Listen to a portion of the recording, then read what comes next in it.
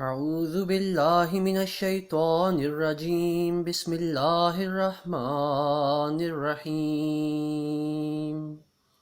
اللهم صل على محمد وعلى آل محمد كما صليت على إبراهيم وعلى آل إبراهيم إنك حميد مجيد اللهم بارك على محمد وعلى آل محمد كما باركت على إبراهيم وعلى آل إبراهيم إنك حميد مجيد يا أيها الذين آمنوا كتب عليكم الصيام كما كتب على الذين من قبلكم لعلكم تتقون عن أبي هريرة رضي الله تعالى عنه قال قال رسول الله صلى الله عليه وسلم إذا دخل رمضان فتحت أبواب السماء وفي رواية فتحت أبواب الجنة وغلقت أبواب جهنم وسلسلت الشياطين وفي رواية فتحت أبواب الرحمة وعن أبي هريرة رضي الله تعالى عنه قال قال رسول الله صلى الله عليه وسلم من صام رمضان إيمانا واحتسابا غفر له ما تقدم من ذنبه ومن قام رمضان إيمانا واحتسابا غفر له ما تقدم من ذنبه ومن قام ليلة القدر إيمانا واحتسابا غفر له ما تقدم من ذنبه متفق علیہ. Alhamdulillah, we are entering the month of Ramadan, or we have already entered the month of Ramadan, and this Ramadan is different from any which we have ever experienced in our life. Due to coronavirus, due to the lockdown, most of us will not be able to go to mosque and benefit from different durus, from the lectures about the Holy Quran and the Hadith. So I thought that it would be best if we can have a series of videos by myself and our muallimeen to discuss the blessings of Ramadan and what is required of us. So in my first dars, in my first video, what I want to discuss is the verse of the Holy Quran which I recited in the beginning, and then the two ahadith. The verse of the Holy Quran which I recited has been taken from Surah Al-Baqarah, verse 184. Allah Ta'ala says in this verse, O ye who believe, fasting is prescribed for you as it was prescribed for those before you, so that you may become righteous. Now, first thing that I want to discuss is the purpose of Ramadan. Hazrat Masih Maud alayhi salatu wasalam, the promised Messiah alayhi salatu wasalam, has mentioned that one of the distinctive things about Islam, or one of the distinctions of the Holy Quran, is that whenever the Holy Quran gives any commandment, Holy Quran also tells us what is the hikmah, what is the wisdom behind that commandment of the Holy Quran.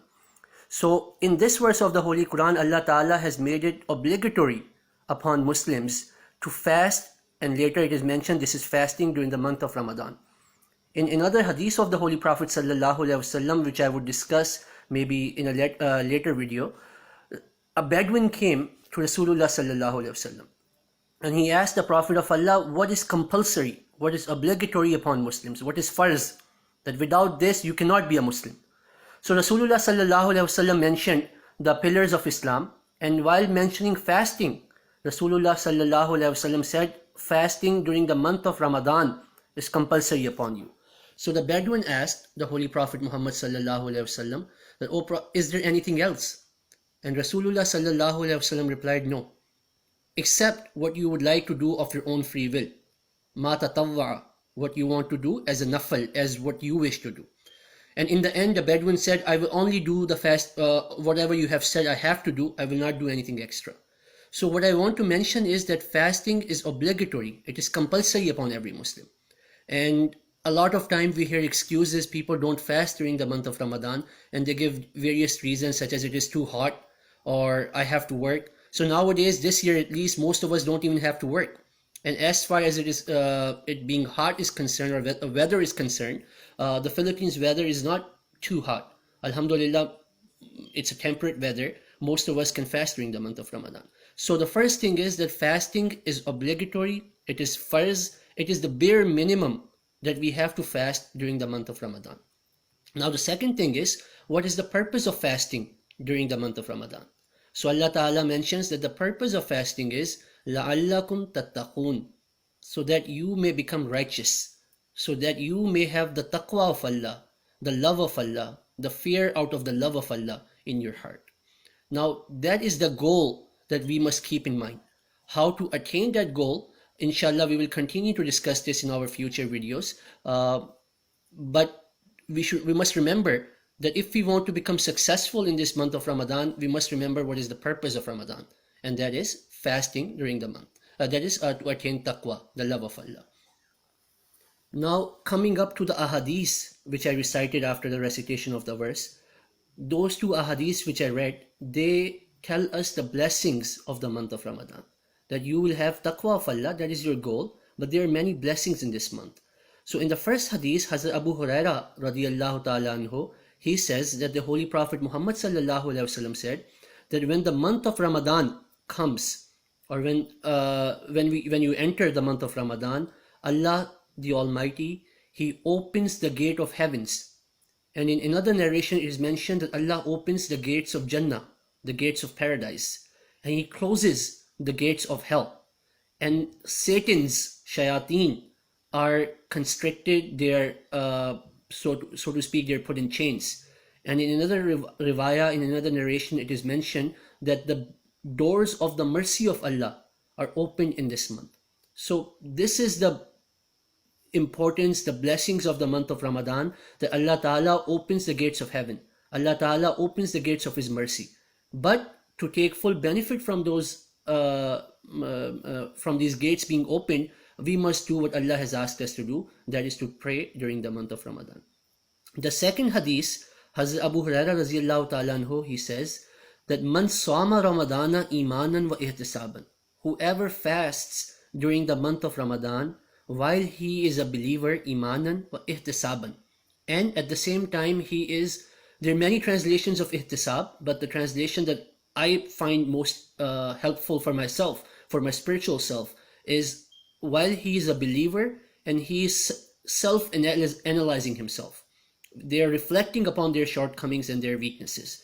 Those people who fast during the month of Ramadan in these conditions, that is, while believing and while always analyzing themselves, all of their previous sins will be forgiven.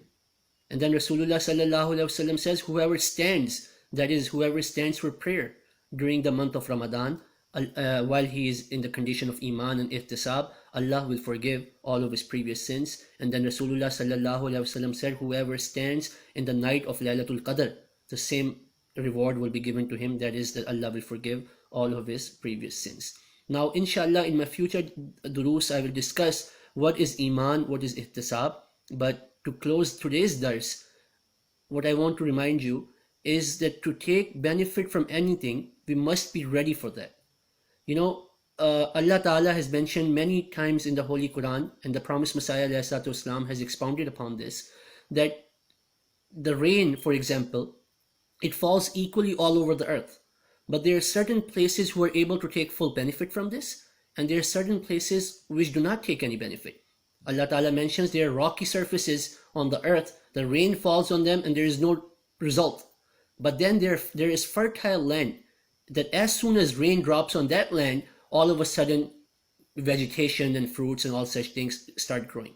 So if we want to take full benefit from the month of Ramadan, from the very beginning, we must be ready to take benefit from this beautiful month, from this blessed month. Now, how to be ready? Some of the things which have been very helpful for myself, and maybe they can be helpful for you as well, is to make a list. So what I do is, before Ramadan starts, I make a list of 10 things, 10 weaknesses that I have within myself. And then I cross out 9 of them. I only keep 1. Similarly, I make a list of 10 things that I would like to accomplish during the month of Ramadan. And I cross out 9 of them. I only keep 1, the most important one for me.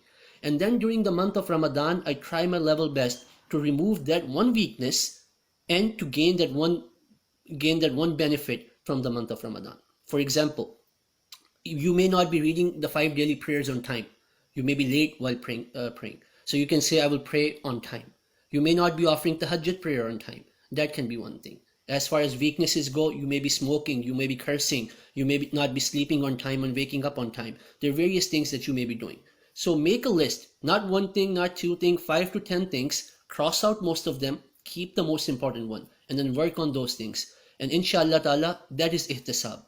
And then if we spend the month of Ramadan in the condition of Iman and Ihtisab, inshallah, Allah Ta'ala will enable us to take full benefit from this. So in the end, I pray that may Allah Ta'ala make this Ramadan a blessed Ramadan for all of us, for our families, for the entire Muslim Ummah, and for entire Jamaat Ahmadiyya. Ameen, summa ameen. Allahumma salli ala Muhammadin wa ala ali Muhammad wa barik wa sallim innaka hamidun majid.